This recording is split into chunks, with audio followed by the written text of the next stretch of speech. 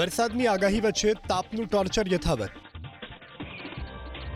બપોરના સમયે જામ્યો કર્ફ્યુ જેવો માહોલ. ગરમીથી પીગળી ગયો રોડ. હાલમાં સાયક્લોનિક સર્ક્યુલેશન અને ટ્રફ લાઇનની સિસ્ટમ સક્રિય થતા રાજ્યના વાતાવરણમાં ફેરફાર જોવા મળી રહ્યો છે. કેટલાક જિલ્લાને બાદ કરતા અમદાવાદ, રાજકોટ, સુરત, વડોદરા સહિતના શહેરોમાં આકાશમાંથી અગનવર્ષા વરસી રહી છે. હવામાન વિભાગ મુજબ 9 મેથી ફરી એકવાર ગરમીનો નવો રાઉન્ડ શરૂ થવાની શક્યતા છે, જેને પગલે 9 મેના રોજ કચ્છની સાથે દ્વારકા અને રાજકોટ જિલ્લામાં હીટવેવની આગાહીને પગલે યલો એલર્ટ જાહેર કરવામાં આવ્યું છે.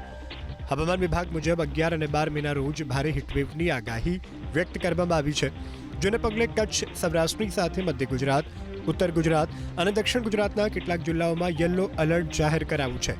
વડોદરાના સરદાર એસ્ટેટ 4 રસ્તા પર ગરમીને લીધે ડામર પણ પીગળી ગયો.